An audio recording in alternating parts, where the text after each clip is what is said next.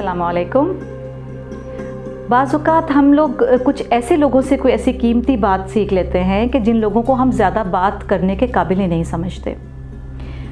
कई दफ़ा ऐसे लोग जो हमारे नज़दीक जाहिल हैं, अनपढ़ हैं, उनको ज़्यादा समझ नहीं है, कोई ऐसी खूबसूरत बात कर देते हैं कि कई दिन तक बंदा उस बात के खुमार से ही बाहर नहीं निकलता। आज बैठे बैठे मेरा जहन कुछ पुरानी यादों की तरफ चला गया। उनमें से मुझे एक बात याद आई तो कड़ी से कड़ी मिलती चली गई। तो मैंने सोचा कि आप लोगों के साथ भी ये बातें जो मुझे हमेशा याद करने पर एक डिफरेंट सी फीलिंग देती हैं, एक मोटिवेशन देती हैं, एक ग्रैटिट्यूड का जज्बा मेरे अंदर बढ़ाती हैं, वो मैं आपके साथ भी शेयर करूं। एक मर्तबा मैं संडे मार्केट में सब्ज़ियां ख़रीदने के लिए गई भी थी और रश था, जैसे हुआ करता है, हर किसी को जल्दी होती है।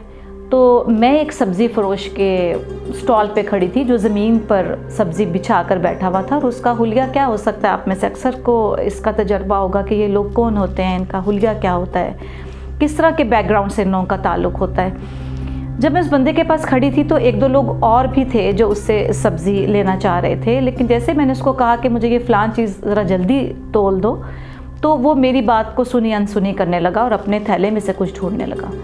मुझे थोड़ा नागवार सा गुजरा और मैंने फिर दोबारा उसको कहा कि ये मुझे तुम चीज़ दे दो और मैं यहाँ से जाऊँ। उसने फिर मेरी बात को इग्नोर किया। मैंने देखा ये अपने थैले में से निकाल क्या रहा है। उसने एक डिब्बा निकाला, उसको खोला और उसमें से रोटी निकाली। जब मैंने तीसरी मरतबा उसको अपनी तरफ से नागवारी के अंदाज में उसको कहा कि भाई पहले तुम कस्टमर्स को तो फारिग कर लो और फिर तुम ये काम करना, उसने रोटी हाथ में उठाई और यूं मेरे सामने करके कहने लगा, जिसके लिए इतनी मेहनत कर रहा हूँ अगर वही वक्त पे मेरे मुंह में ना जाए तो लानत है मेरे काम करने पे।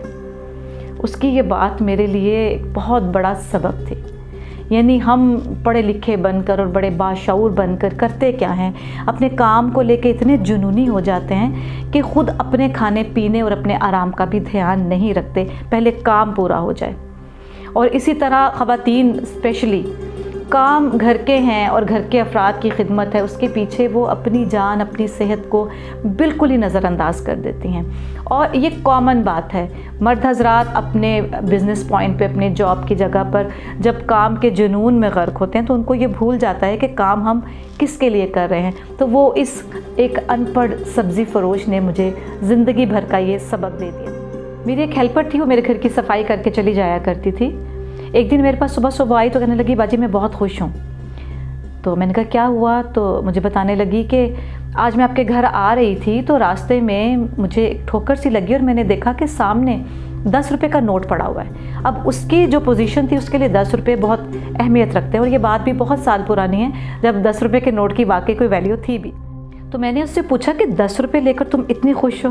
तो कहने लगी 10 रुपये लेकर मैं उतनी खुश नहीं हूँ, बल्कि मैं खुश हूँ इस बात पे कि मेरे मालिक मेरे अल्लाह ने मेरी इतनी जल्दी सुन ली और मेरी बात उस तक पहुँच गई। उसने मुझे बताया कि कल जब मैं आपका काम करके अपने घर वापस गई हूँ तो मेरे बेटे की तबीयत बहुत ख़राब थी और मेरे पास सिर्फ 5 रुपये थे। उन 5 रुपयों से ना तो दवाई आ सकती थी, ना डॉक्टर की फ़ीस हो सकती थी और मैं परेशान भी बहुत थी। तो मैंने दिल में इरादा किया कि अल्लाह ताला मैं ये 5 रुपये अपने बच्चे का सदका दे देती हूँ, बस तो मेरे बेटे को शिफा दे दे।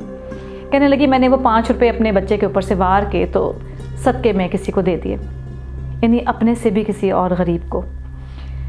और मेरा बच्चा रात को सो गया। सुबह जब मैं आई हूँ तो बाजी वो बिल्कुल ठीक है, उसको मैंने नाश्ता करवाया और वो खेल रहा था। खेलते खेलते उसको मैं छोड़कर घर पर तो आपकी तरफ आ रही थी तो रास्ते में मुझे ये 10 रुपये मिले। तो बाजी मैं इस बात पर खुश हूँ कि वो जो अल्लाह ताला है उन्होंने मेरी इतनी जल्दी बात सुन ली। तो अल्लाह ने उस गरीब औरत के साथ अपना वो किया हुआ वादा इतनी जल्दी पूरा किया कि तुम मेरे रास्ते में दो, मैं तुम्हें 2 गुना करके दूंगा।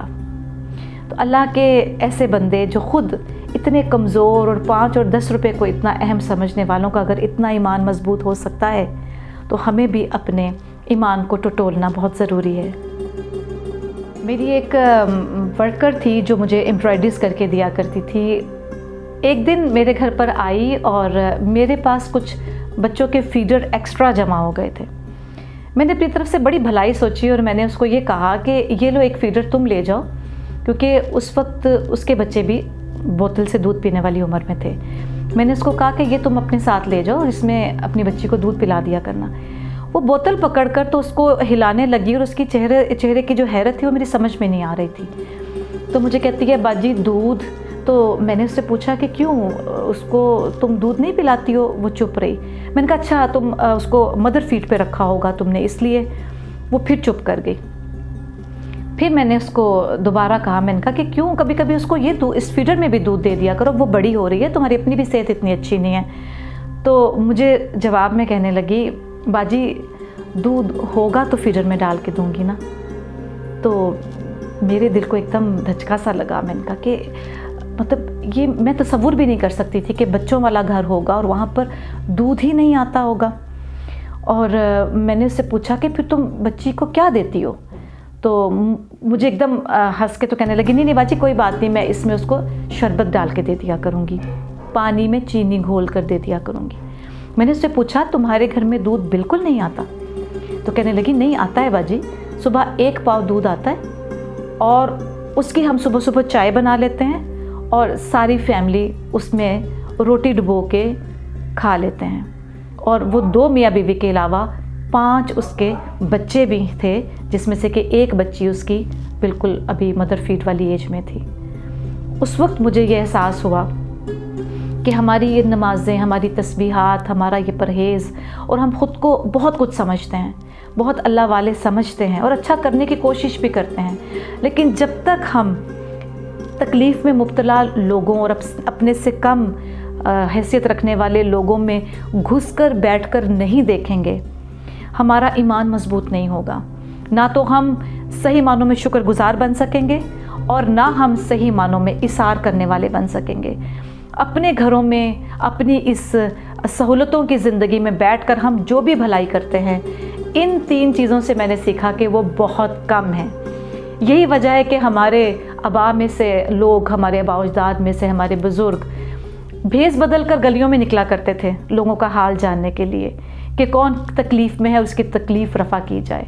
हम अपने घरों में अपनी ही इस 4 दीवारी में बैठकर अगर सोचते हैं कि हमें लोगों का बहुत गम है, हमें लोगों की गुर्बत, दुख और परेशानियों का बड़ा एहसास है और हम बड़ी नेकियां करते हैं, तो ये हमारी भूल है।